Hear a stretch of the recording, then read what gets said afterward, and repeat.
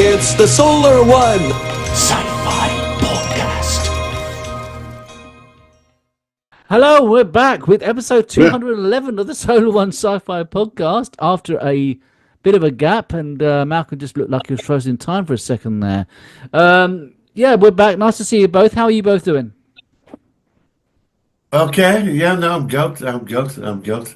Yeah, we were just saying how this time of year it's kind of like, I don't know, it's all sorts of bugs and things going on. Marty's been busy doing stuff. I've had a few things going on. So sorry we're a bit less frequent, but we are still here. And the good thing about having 2 or 3 weeks off is then we've got plenty of science fiction news to talk about. And there's some interesting developments both in the Doctor Who universe and the Star Trek universe and all sorts of things. So I suppose that's the most important thing, at least the most thing that stands out to me. Ncuti Gatwa might be on his way out. Good. Are you both sad? Are you going to cry like he does in one of his episodes? Yeah, do you know what? Right, I like him as an actor. I think he's a very good actor. I don't think he was miscast. I think he was badly written, and choices were made on the way he was going to play Doctor that are not very good. Somebody that I was talking to on Facebook said, "Oh, maybe for season 3 they could have him play it a different way." And I said, "Like, well, that's not really going to work now. You can't change the Doctor that he's come up with unless he rejoins Tennant and it's put down a lot." So are you saying that as an actor, the way he was written as his form of Doctor, was that him as an actor interpreting it, or was it how he was written to act like that? Well, how much decision do actors make on how they're going to play a role? Yeah, they have some, but not much. It's mostly how they're written and directed. You see, I don't know what percentage is of whether an actor wants to put his own It's an interesting one. I think each Doctor has to bring their own touch to it. So yeah, I think there is some of their creation going in. So Ncuti Gatwa, he is putting some of himself into his he would have turned up to an audition and played it a certain way and got the part. And let's face it, you'd be a brave director that tells Anthony Hopkins how to play the fucking role. Although I assume you do, but you'd be hard pushed to like full on. I've got the impression that way. I've got the impression though that Ncuti Gatwa just doesn't understand Doctor Who, and that's partly what went wrong. You know, he might be. I just feel that he kind of like he got this role. Obviously, it's Doctor Who's iconic, and I know what you're saying about the writing, but I do think he just doesn't get what he's doing. Look, I've been making small films, and like I find that when you've got friends that are actors, they do put their own part. They put part of themselves, even though you've written the character. Yeah. They do put their own thing into it. Because how you envision it and interpret is two different things. Okay. I would imagine, and the writing has a lot to do with this. It's the writing and the directing. Ncuti Gatwa, he's interpreting how he understands that character. Yeah, I would imagine conversations were had where he was told, "This is the direction. This is the Doctor we want to have. This is how we're going to do it. We need to bring." Yeah. I'm not saying that agenda pushing won't. This is what we want from the character. This is how we want to play in this. And then Ncuti Gatwa puts his input in, and between them they thrash out, and that's how we ended up with this Doctor. I mean, it doesn't surprise me that I don't think it would come down to Ncuti Gatwa's gone, "Fuck this, I'm leaving." My guess is because they won't commit to a third series, he can't put his career on hold. If he's getting offers, and I think, which he is, then he's got to take them, hasn't he? He can't just sit around twiddling his thumbs. He's been hearing a lot in American stuff now. I'm hearing that he's been popping up in films, Hollywood. I'm hearing that basically because the season 1 of this, well, obviously it's series 14, whatever they call it these days, the first one with him was a racist disaster. I understand that he has got lots of opportunities in America, in Hollywood, to do stuff.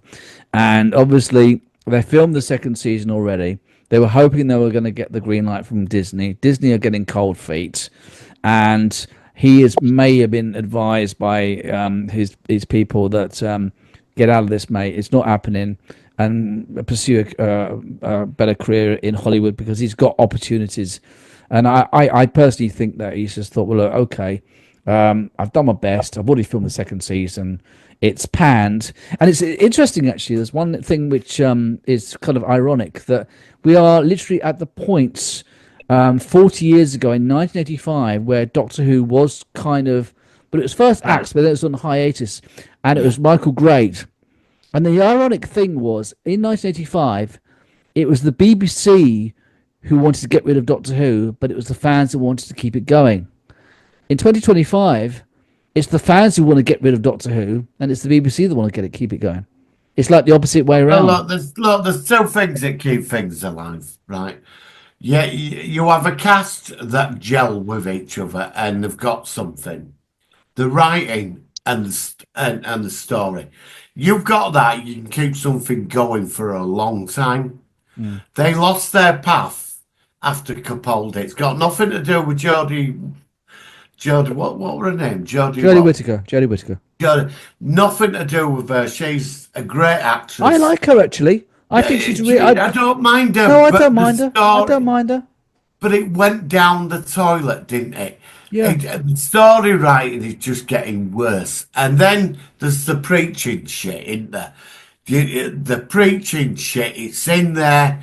And that's the problem.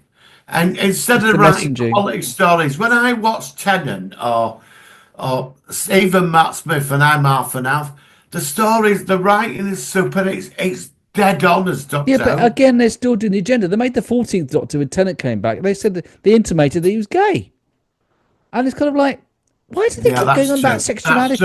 I just want an alien who's traveling in time and space and getting into adventures and monsters and quandaries and issues and stuff to make. Why is it that you just can't get basic story writing without? Oh, we've got to do this. Oh, we've got to have that.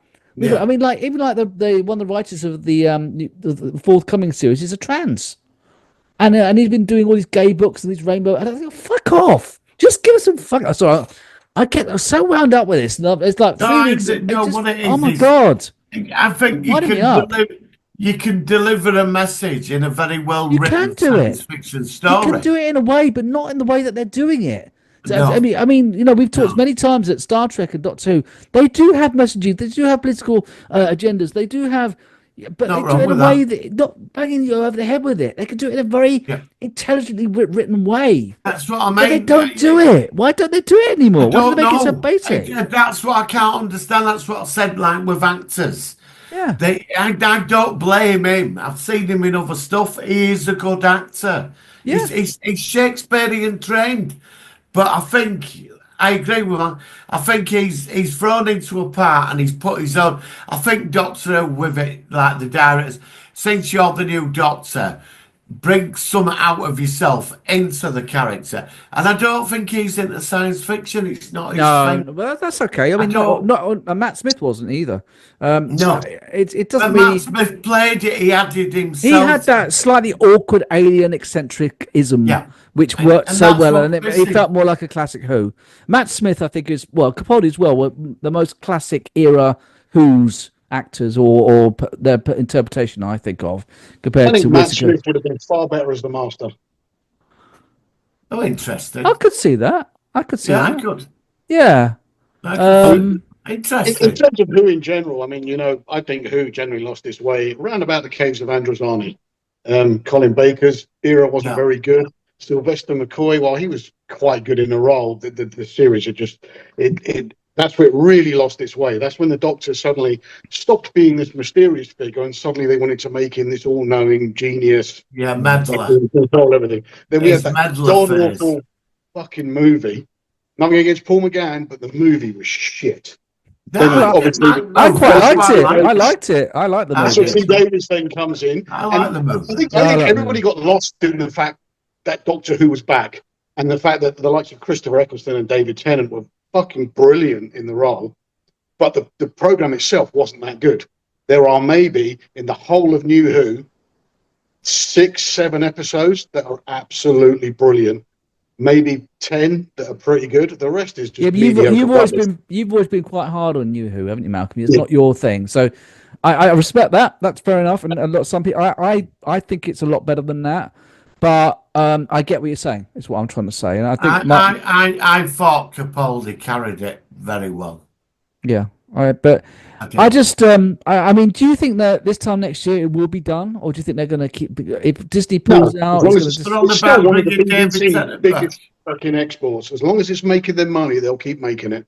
I know, but Well, I don't want them to make it anymore. I want it to end. merchandise is not selling. I don't. Despite what I said a minute ago, I don't want it to end. I just want it to be better. I want it Yes. to. I want it I to don't be need on a for 10 hiatus. years. I don't I need want this. 10 I years just away. need it good. 10 years No, away. why do I want to be? Why do I want to be 60 some odd watching it? Make it better next year. There are writers in the world that can do it. There are actors in the world that can But do it. they Rip can't off because the Davis, they Bad can't Wolf, because and of all the the messaging. bullshit They can't thing. because of all these course you agendas, can. all this stuff. Of course you can. They Of course you won't. can. They won't do it. Seriously, they won't do it. They Of course can't. you They can. won't do it. Maybe look at some of the other stuff that the TV companies, including the BBC and Disney, come out with, and you'll see that this whole woke message is bullshit. Right. It's all in people's minds. There are shows that do it, and there are shows that push it a little bit, and Doctor Who's possibly guilty of that, but there's enough shows being made where that's not done, particularly, and also by the BBC and by fucking Disney. So the idea that can't do it because it's got to be ticking boxes. No, they don't. No, they don't. They can easily do that. BBC, I want you to listen to me. I want you to give Doctor Who to us free and we'll sort it out. Yeah. Yeah, We'll yeah. write the stories and do the rest. Just give us Yeah. the money and we'll sort Doctor Who out. Right? That's And my still message to the and still be BBC. perfectly diverse and inclusive. No, We that's no. We do proper Doctor Who. Yes, we can do. We can do, obviously. But you So can still, are you suggesting that that possibly could happen in the future, Malcolm? Are you confident that the BBC could just do general, well-written Doctor Who without all this isms that I still think are very prominent in current Doctor Who? Or do you think because I mean, if you look at even Chuti's era, there was almost none of that. Apart from the Christmas specials where we had the trans character and the fact that they've now made the Doctor homosexual and what have you, there wasn't really much else that you could say was an ism in there. It wasn't like in, say, Jodie Whittaker's era, where every single pretty much white character in the thing was, every white male character was the villain. They didn't really do that in Chuti's era. I didn't notice that actually? I mean, you even had they even went as far as having the dumb blonde woman in the what is it, the social media episode at the end. The thick, they're the dumb blonde thick bitch. I mean, how is that? How is that an ism? How is that woke? How is that modern and diverse to have a dumb blonde in the episode? Well, look, I think we obviously we've got a long way to go with this. It's currently back on the 12th of April, I think it was. The same week that The Last of Us is back. We'll obviously review it. I mean, what do you expect from this? I know it's still a month and a half away, but what do you expect from the next season? Optimistic, pessimistic? I'll watch it and ask me at the end of it. Malcolm, See, anything? unfortunately, how different can it be when it was written and filmed at the same time as season one? This is what I don't. I was talking to Brendan over on, I think, Tachyon Pulse or Sensesphere. The other one. Sensesphere. And I was saying, I don't understand when people keep saying Disney insisted on new writers for season 2. I don't get where that time frame came from, because they had already filmed season 2 before season 1 aired. And even if, as Brendan said, Disney had somebody on the site that didn't like the way he was going, even if that guy thought this series is going to tank, there still isn't enough time to completely bin everything they've done, completely get new writers, completely rewrite all the episodes for season 2 in time for it to start filming immediately that season 1 finished filming. There was no time frame to do that, so I don't understand why that keeps being said. I must be missing something. I mean, they obviously I keep saying the word obviously. I don't know why I keep saying it tonight. They did recently do a end of like a reshoot, or they did some extra filming scenes, which apparently involves seeing Shooty's regeneration. I don't know whether that's all rumor or whether there does seem to be a lot of people saying this is indeed true, and that apparently when they filmed those scenes at the end, rather than having a sort of a rap kind of celebration, they just sort of all just wandered off, and all the cast and crew were pretty much pissed off. I don't know whether that's valid or not. You hear these stories with these sort of things when they're going on. If there is if there is a chance that he won't be around for the next series, regardless of whether he goes ahead, let's say it goes ahead, but he's already signed up to do something and he's leaving, it makes sense that they've already filmed a regeneration scene. Yeah, it does. Yeah. And then just use it all done.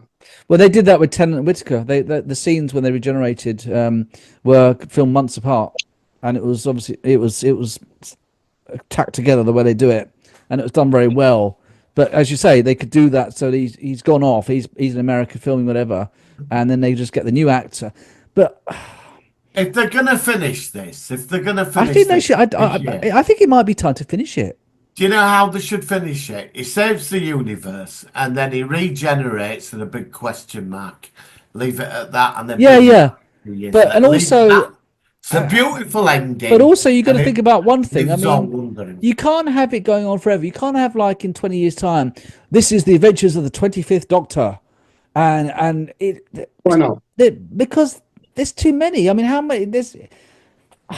Yeah, but they've opened it up. It can go on forever, can't they? Yeah, they opened it up before. He would already been given a new run of regeneration cycle. I mean, they changed his origin. I mean, all that's gone. But when I see people say, "Oh, it just needs a 10-year break," I always say, "Well, what's that going to give you? What is giving it a break for 10 years actually going to bring to the table? What's going to happen in them? Fuck all, nothing. It makes no difference if you refilm a new series tomorrow, 10 years from now, or 20 years from now. There is no need for that gap. Whole take it a break. But when Doctor Who came back, when Doctor Who came back in 2005 after 1989, apart from the TV special, it did it a lot of credit. I personally think. I think that it really was long enough that it'd been away, you'd moved on, and then suddenly this familiar character was back. And for me, McGann thing, that when Paul McGann did the episode, the film, that showed you for the first time what Doctor Who could be with a bigger budget.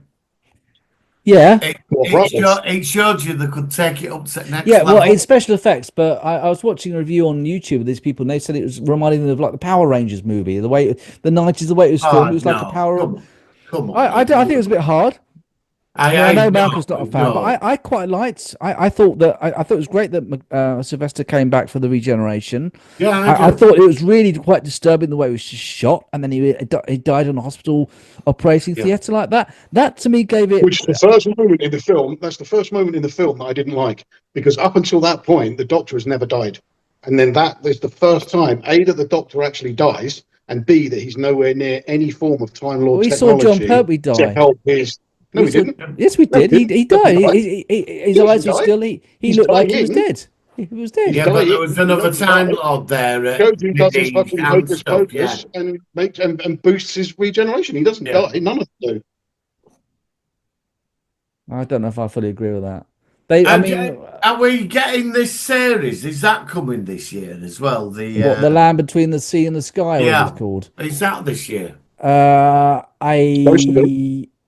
assume if it was, it'd be later on, like in the autumn or something. It's only like a 5-part thing. Because that's the last part of the Disney thing. The Disney. I think Doctor Who. It needs. I think if they're going to carry on with it, they need to sack the people that are involved. Get a decent team of writers in, and get a bloody actor that's some kind of fan of it who's into it. Get a quality naming and just change the direction and then get some quality written sci-fi stories done. But if this series is like the last one, and there were 3 episodes out of the last one, 2 that were semi-decent, but if they can't get it up to next level, then it's over. It's finished. I mean, the ratings are tanking. They're down. They've just gone. We're in the 80s again. We're in that stage now. It does feel like the 80s. Yeah, it does. It does feel like it's limping along a bit. Flogging a dead horse now. Of who is actually watching it now, because for instance, I know when in 2005 when it came out, I would sit and watch it with my children who were very young at the time, and they loved it until they reached their teenager years, and then they just lost interest in it completely. Well, mine did too.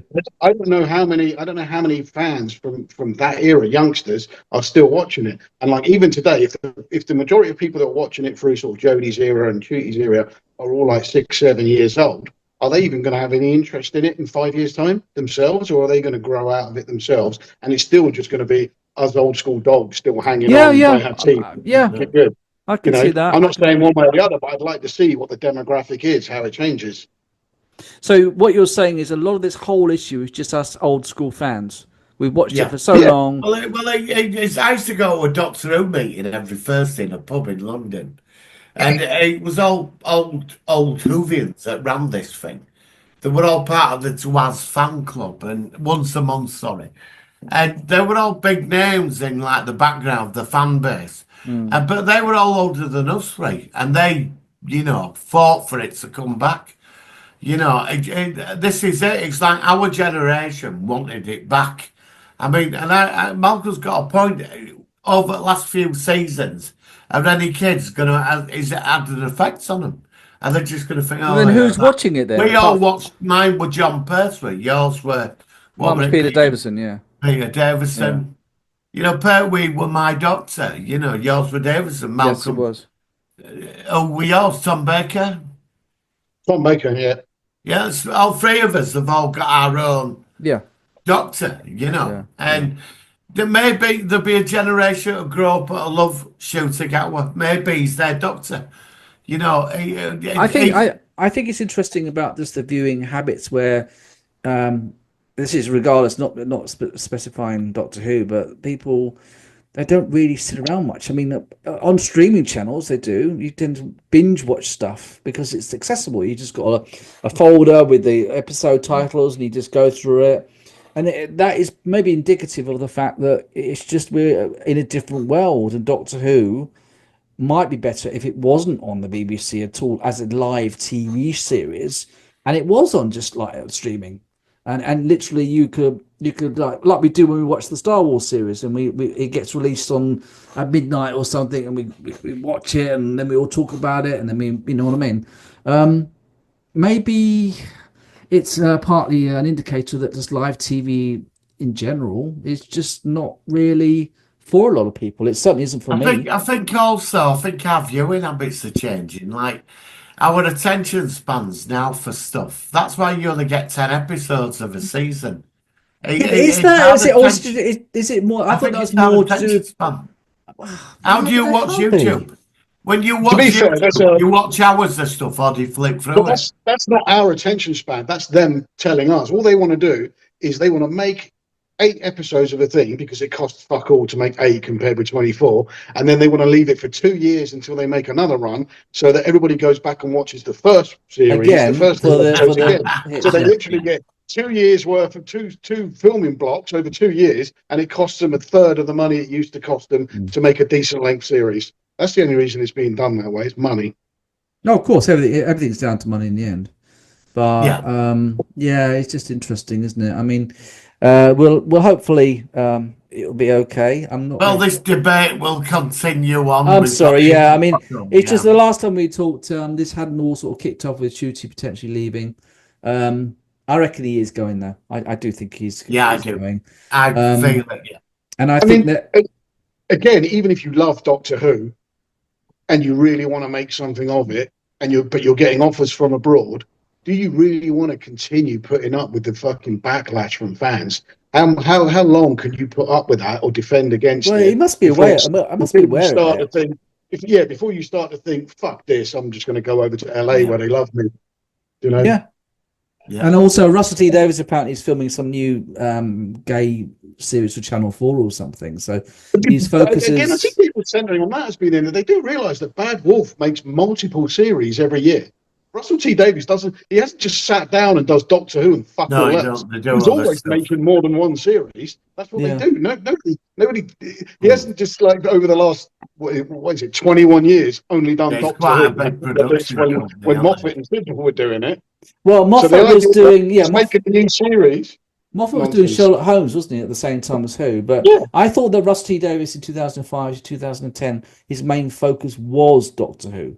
I don't know whether he did other series at the same time, which would be... He may have put more effort into it because he was bringing it back, but I guarantee you, I mean, he wasn't he making it was another like a trilogy of gay series for Channel 4. I forget what they were called. It was like some, because I didn't watch them. It was like Cucumber and Milk or something. Wasn't that Russell T Davies? I can't remember now. For milk. I Okay. can't actually remember what the shows were called, but it was something like That sounds like a It series worth was watching. really big at the time. Okay, Cucumber and Milk. Yeah, I didn't see that one. But yeah, it was something like that. and- But I couldn't remember. Since we've done Doctor Who, what's your feelings on what's going on with James Bond? See you two. I don't think you're very. I liked the last James Bond. Again, it's another one. It depends on where they go, whether they're going to make a Television recognizable series, James Bond, or if it's going to be a TV series, it's going to be a series of movies. I don't know. If you were going to keep James Bond in the modern era, I have absolutely no problem with the new 007 being a woman or a black woman. No, I don't really think it. Well, makes actually, a sense. black woman was a 007 in the last movie. I know, and I know that a load of people hated it. I don't really have it in the modern day. I don't. I didn't mind that. Go back to the 50s, and obviously you couldn't have an intelligence officer that was A, a woman, or B, black. That just wouldn't work. Yeah, and all that. But in the modern era, couldn't give a toss, mate. Give it to whoever they want. 007 is the title. There are only so many.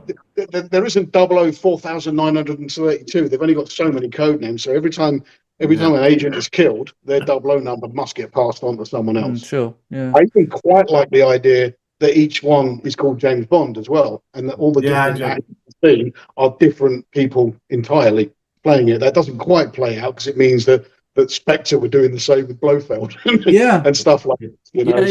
Yeah. Quite, I do like that idea, but yeah, I have no problem. I think the series could be interesting if they took it that way.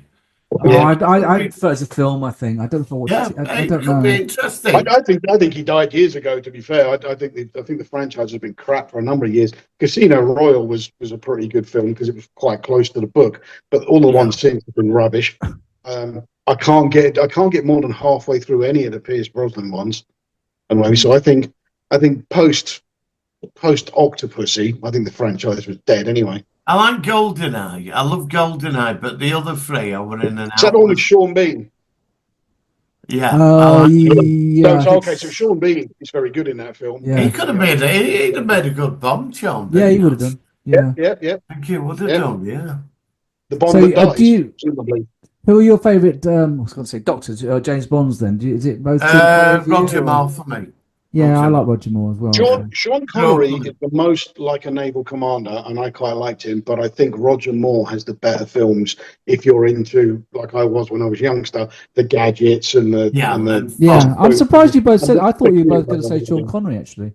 No, Sean Connery's more of what you think the character was a better Bond.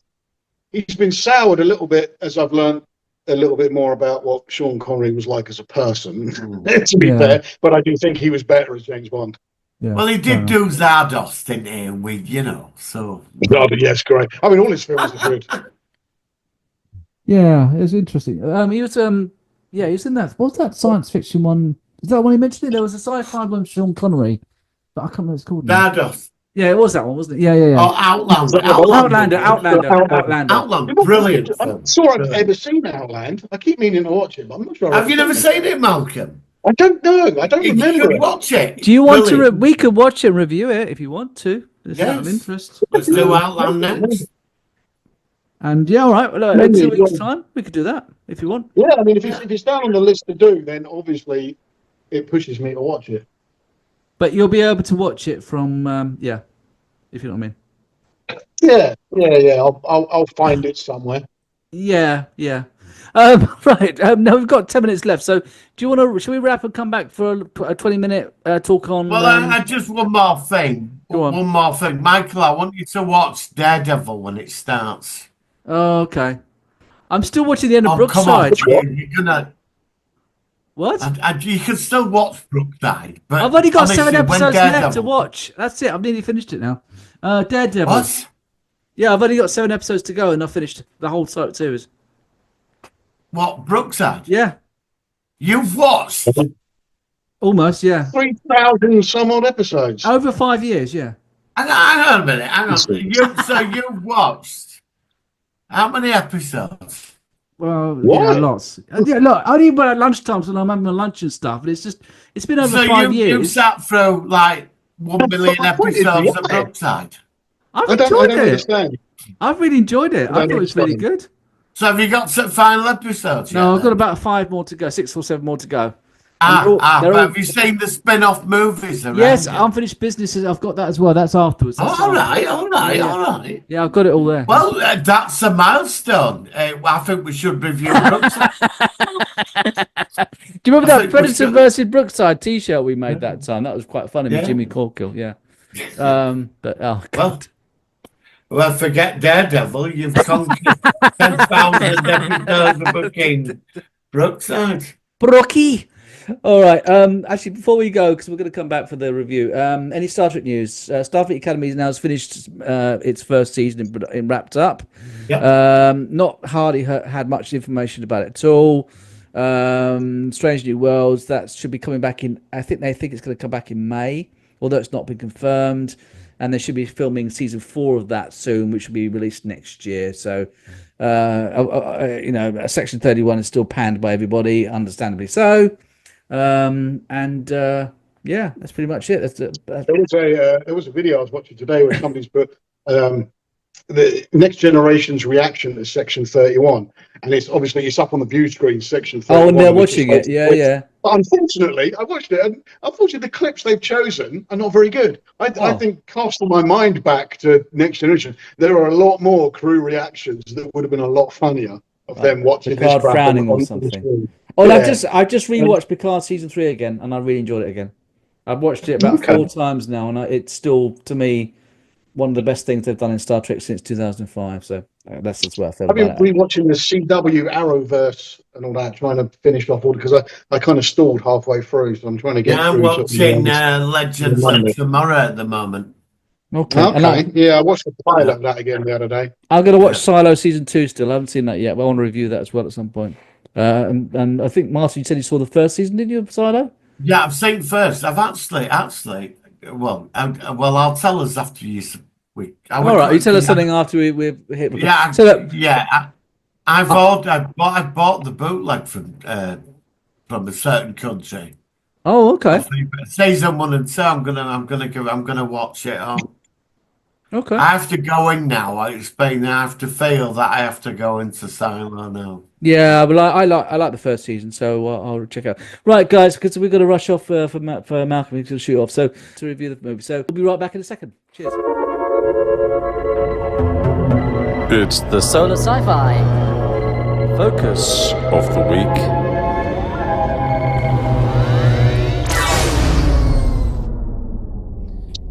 Okay, and we're back. Now we're going to obviously reviewing Fright Night, but in between us coming back, I've just seen the trailer for Andor season 2. Looks quite good. Looks pretty interesting. Shall I say what I've seen in some of the clips to you two, or do you want to just see the trailer? Can I ask the big question?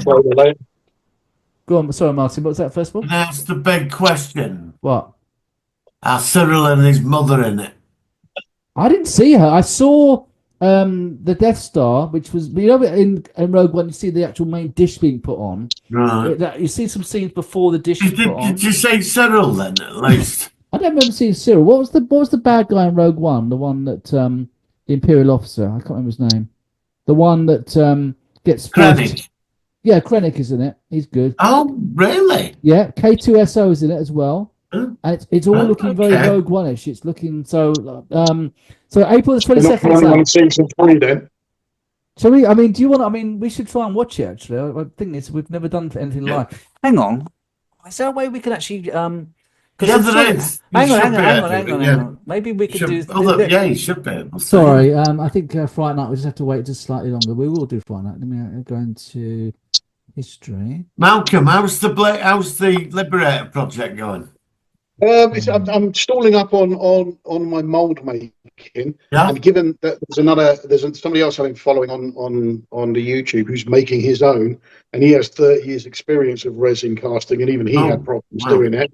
I'm getting worried now, but I'm persevering. I've got stuff. There's stuff I'm trying. Okay. I'm going to try and share this to you if I can find it. Hang on. Can I hang on? Time application windows. Oh, maybe it's not. Maybe I've got to download it first.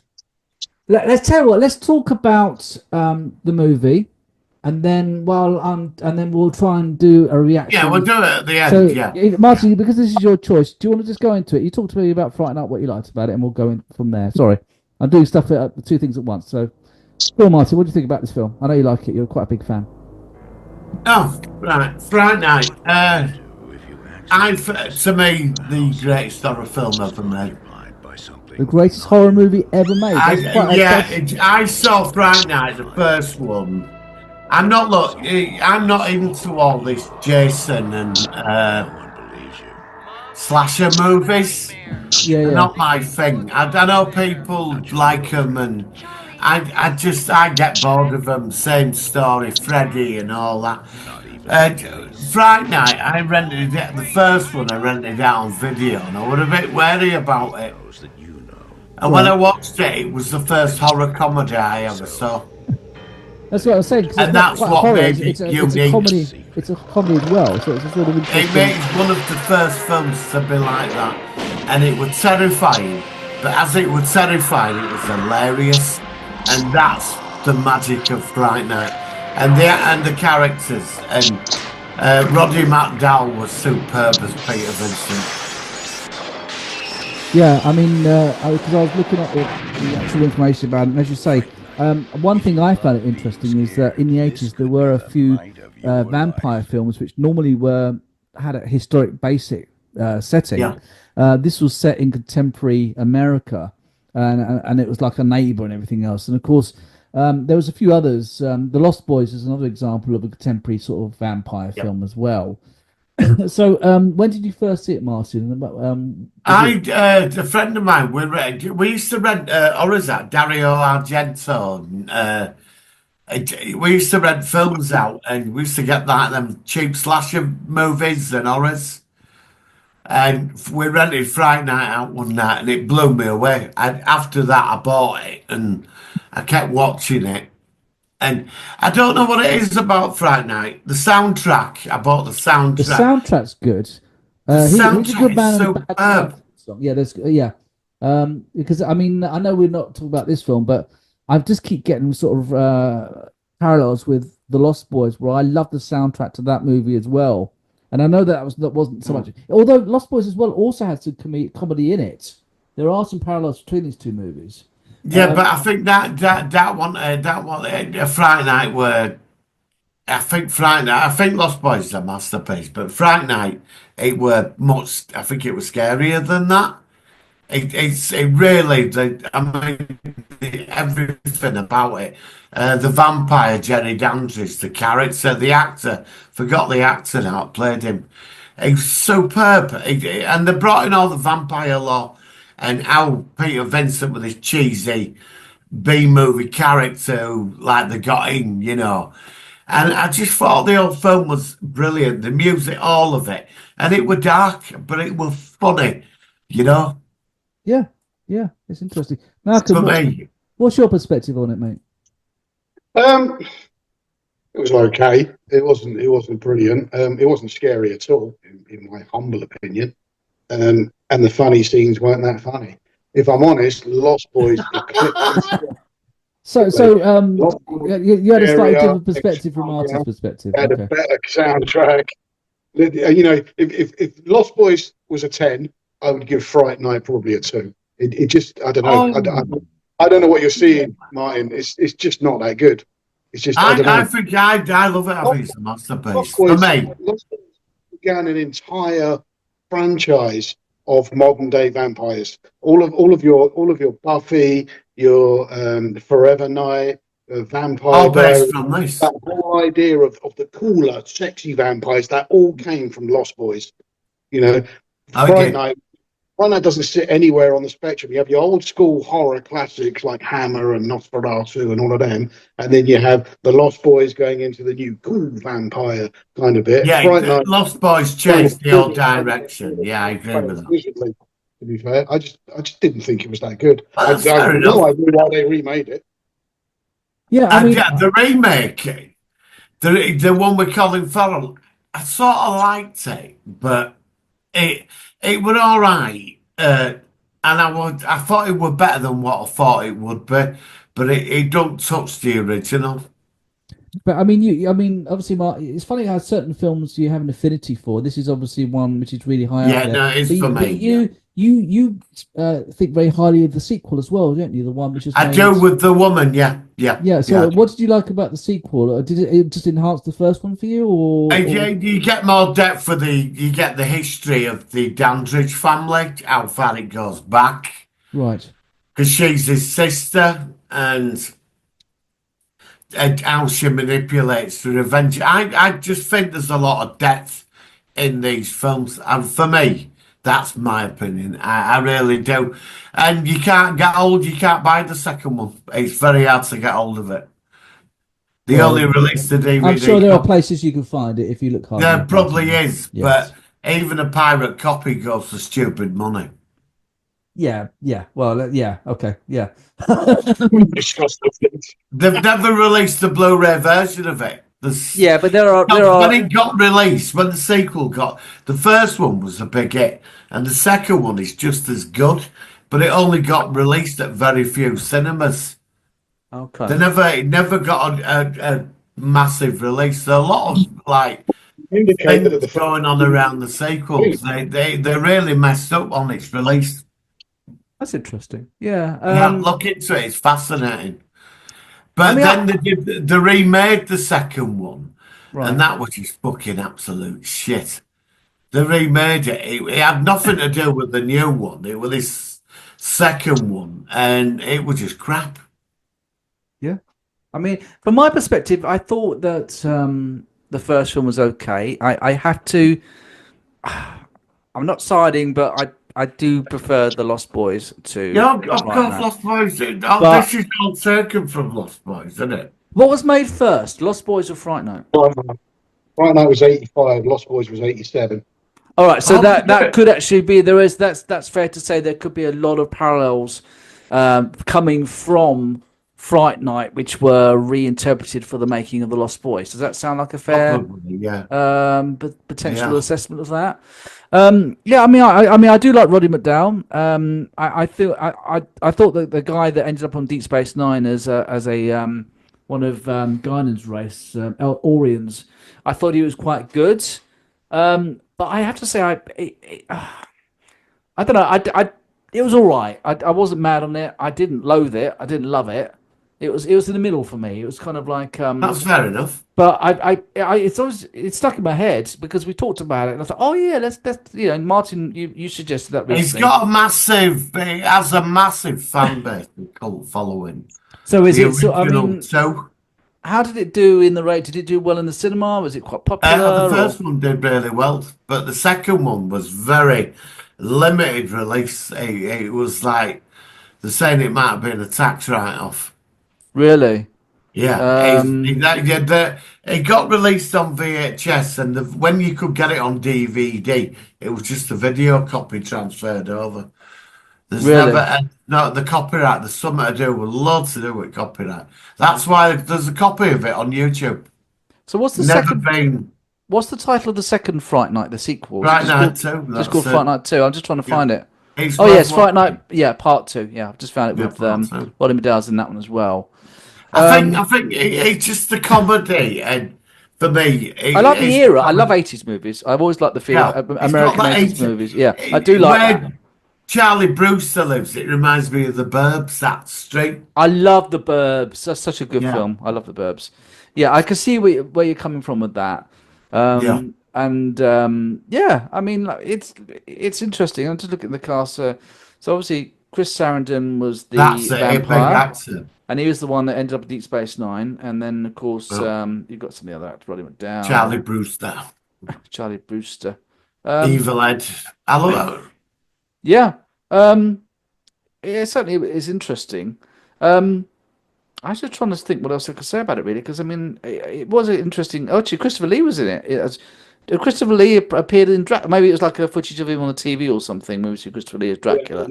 Yeah. I don't remember that myself. But then, like I said, Well, Yeah. the film it's having a go at the vampire cult as well. The TV thing around it. There's I a like lot the of idea that jokes this- to Christopher Lee and I like the idea that the film stands out. I like the idea that this and the Lost Boys actually was a catalyst for all these Buffy and all these Yeah, sort they of changed 90s, it all.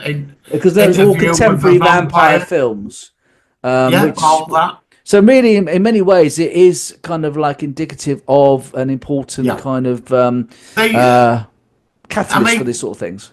I mean, before these films, it was just the guy creeping in through women's bedrooms windows in a cape doing that. Yeah. It's all it was. He'd change into a bat and then Peter Cushing would get rid of him. It's there was that sort of thing. I bought, Malcolm, have you seen Captain Kronos, the Vampire Hunter? It's still on the go. I bought it. I bought the new edition of it. And that's terrible. It's that bad. But these films took it up. They gave vampires personalities. That's what they do. And they opened the door to the rest of it. Interesting little factoid for you. The idea that vampires can be killed with a wooden stake, decapitation, and fire has nothing to do with how law said vampires could be killed. Hammer changed it to that. That idea was what people were doing to their buried loved ones to stop them coming back as vampires. They would bury them with a stake, they would burn the bodies, or they would decapitate them so they don't rise again as vampires. It was Hammer that changed that as being the way you kill a vampire. Yeah. That's interesting. The vampire thing's interesting because in every culture in the world, that's one thing we have in common going back centuries is vampires. It's every culture in the world. There's a version. Obviously, vampires are kind of based largely on Vlad Dracul and Countess Bathory, their antics and what have you. Plus, obviously, his book Dracula and what have you. But there is also a belief that the vampire mythology and more so werewolves came from the idea of serial killers that what they did to bodies was so brutal that the people of the time couldn't equate that with a human being doing that to someone. Yeah. So they came up with these ideas of vampires, werewolves, and stuff like that, Wendigos and all those kind of things to try and justify that it was an animal that did this to people, when the chances are it was just a depraved, brutal. There's people, they call them cryptids now. That's the new name for them, cryptids. That's interesting. Yeah. So I suppose really is it at this point to sort of give it a rating out of, I mean, first of all, would you have it in your collection? I don't know what Marty's going to say. Of course. Malcolm, would you have it in your collection? I don't. It wasn't a bad film, but I don't see myself ever watching it again, and I don't see that it brings anything to the party in terms of vampires. So probably not, to be honest. Okay, fair enough. I have it. Yeah, but it'd be at the back somewhere. I would have a copy of it, but it wouldn't be brought out very often, I think. But it's all right. It's definitely worth a watch if you haven't seen it. It's got a lot of good kind of comedy and sort of the usual sort of vampire tropes. I suppose let's give it a rating out of 10. I'm going to start the ratings this week, so I never go first. I'm going to give it a 5.5 out of 10. Maybe, no, 6. I'll give it a 6 out of 10. That's as good as it gets for me, Martin. How about you? It's going to be 10, 9? What's it going to be? Hey, I'm going to give it a 10. I thought you would. Okay, that's fair enough. Okay, and Malcolm, I reckon you're going to say 2. Yeah, to be fair, I am going to give it a 6 because it wasn't a bad film, but also, and I'd have to look into the ins and outs of this, it may be the very first time that someone did something different and brought the vampires into the modern age with suits and all living next door to neighbours and all that. And it may have been the first time that someone tried to add a little bit of comedy into the vampire mythology and not just make a straight up horror movie. So for that, it was ambitious, and I think it deserves a 6 at least for that. Okay. Well, I will certainly try to watch the new version of it. I will also try to watch the second one from 1988 as well, because if I did see the second one, I actually don't remember it, and I think that it's one of those things that I think Martin's probably seen it a few times over the years, so it's really stuck with you. Oh, numerous. And I've seen it at least twice in the past, and I have to say, I mean, The Lost Boys really did stick in my head a lot when it was in the 80s. I must have watched The Lost Boys about 15 times over the years, but you know, in the end, they're both good films. That's one of the greatest lines ever in a vampire film. When he says, "My own brother, a goddamn shit-sucking vampire. You wait till Mum finds out." Brilliant. Yeah, that's true. Now, before we wrap up, because I think Malcolm says he's got to shoot off, I'm going to try and play the Andor season 2 trailer. It might not work, so let's just press it because I've already just seen it. It looks good, so let's see what happens when I press this. See if it comes on. Here we go. Let's see it. Yep. Okay. It's not playing, but well, no, I'm going to press play now. Let me. If you hear the sound as well, if you hear the sound, then give me a thumbs up. Right, I'm going to play it now. Ready? 3, 2, 1. Okay, here we go. We're in a war. You want to fight? Or you want to win?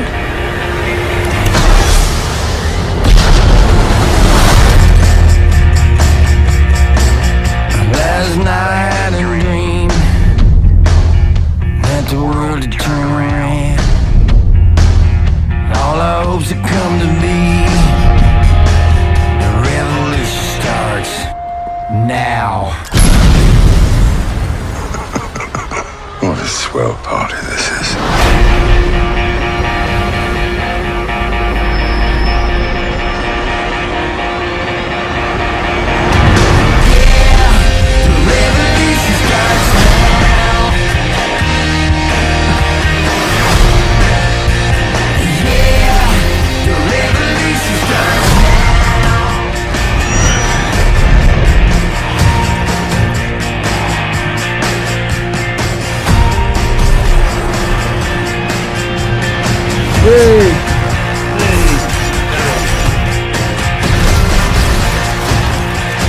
Remember this moment. You're here, you're right here, and you're ready to fight.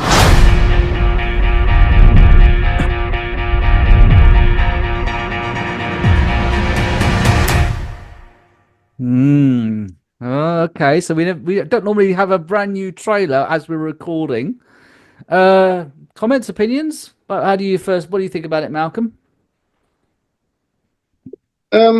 yeah, I mean, it might be all right. It's nice to see Forrest Whitaker's character.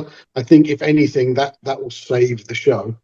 Okay. To have him in it, to see more of him and what have you. But I don't know. I mean, it might be better. In the first one, like I said, Andor was a nothing character, and I don't understand why they focused on him for the first series. The second series, we're getting closer to why he ended up being sent on the mission for Rogue One. So hopefully, maybe he'll do something more interesting this time around. Maybe we'll get to see more of the resistance. I'm feeling that the end of this, there will be no season 3, and they'll run straight into the Rogue movie, and it might be that's what's happening. It is going to go season 3. No, it's going straight into it. The end of this series literally goes right into the first scene of Rogue One. There isn't. This, I think I said on an earlier podcast, it should end with Andor being at the moment where the girlie, where he kills the bloke at the beginning of the film. That's where this film should end. That's what I think they're doing. I think that's what they're doing. They are linking it up literally with the movie. Martin, what do you think about it? Well, the trailer, they've really ramped it up. Looks a bit more action-packed, doesn't it? Got that sense of excitement. I've got a feeling this season's going to be a lot better than the first one. Yeah, I do too. So I am quite excited for it. Yeah, but we were the first time round, weren't we? So let's be we were. But I think I don't know, I think they've ramped it up a lot. I think there's a lot more action in this. It's going to be interesting. I have watched Andor second time. It's much better second time. I found it a lot. Much better, yeah. It was a lot better than my first viewing. Yeah, I know. We panned it in our review, didn't we? Yeah, we did. Yeah. But second, when you said give it another go, I did. I watched a couple of weeks. I started by middle of it. I was starting to enjoy it. It's weird, isn't it? I've never had a series where I've got a different perspective watching it the second time round. I don't know what. I did. I sort of connected with it.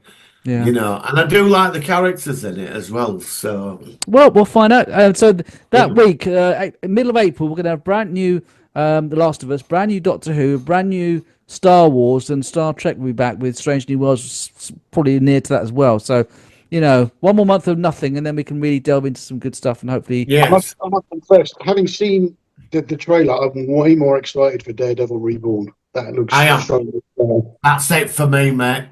okay. I don't know anything about Daredevil, but I'll listen to what you both say, and if you tell me, I'll give it a watch. I'll watch it. I think you should watch it. I think you should watch it. Yes. Okay. The 5 suits you've got to watch, though. You've got to watch Daredevil, Iron Fist, Jessica Jones, Luke Cage. Okay. Well, then it might be a while then. But you did watch 10,000 episodes. Yeah, but I've got to see what happens. Jimmy Corkill's not very well at the end as well, so I want to see if he's going to be all right. No, yeah, he's got asthma now. No, he's got from what's it? Oh, I'm going to tell you. What was all that bloody soap operas on here for? All right, guys. So we're going to be back in 2 weeks with what was it? Outland. Yes. Okay. Yeah. Yeah, it's worth a watch. Is that the one with that Charlie's Angel? No, that's the one with Kirk Douglas, isn't it? Yeah. There's one. What's the one with Kirk Douglas when he's got Have we done that? Joe Pitter, we've done that. No. I thought we had. No. I like that movie a lot. I think that movie is pretty good. I forgot what that film's called now. Kirk Douglas and Farrah Fawcett. Yeah, I think that's worth a watch as well. All right, so we've got a few movies to review coming up. Okay, thank you guys. We'll be back in 2 weeks with that movie. I always get Outland confused with. I don't know if you remember this, but What's that? Martin, you're kind of an oracle for this stuff. Channel 4 did a science fiction kind of whodunit years ago with like a massive amount of prize money if somebody who wrote in and said who actually did the crime at the end of it. It was like a whodunit thing. Do you recall that at all? Very few people remember it, but I remember it clear as day. I just can't find what it's called to prove to people it existed. There was one on ITV where they were on a spaceship coming back from Mars, and somebody had murdered one of the crew, and there was an investigation. They had a panel every week at the end of the episode, and they had to put the clues in. I'm not sure if that's because in this one multiple people are murdered. And it was like a fucking nobody won the money because it was like a Orient Express thing, spoiler alert, where everybody was killed by someone different, which is why nobody won it because no one figured that out. And no one I know has ever heard of it. I'm sure it was on Channel 4 sort of, over a few nights, like maybe 5 nights during the week. And then I remember ITV did something like that for a couple of weeks, but I don't think it's that one. It's not ringing any bells with me, so I'm not familiar with either. So no, I didn't see that one. It's funny how you two sometimes talk about things I've never heard of, which is very strange. Oh, another series I'd like to review with you two is Life on Mars. I don't know if you ever both like that one, but I think that's a really good series. Yeah. I'd like to review that. All right, put it on the list. Okay, guys, so we'll be back in 2 weeks' time with the next episode. Thank you very much for joining me, and we'll catch you then. Thank you very much. Live long and prosper. Live long and prosper. Long and prosper.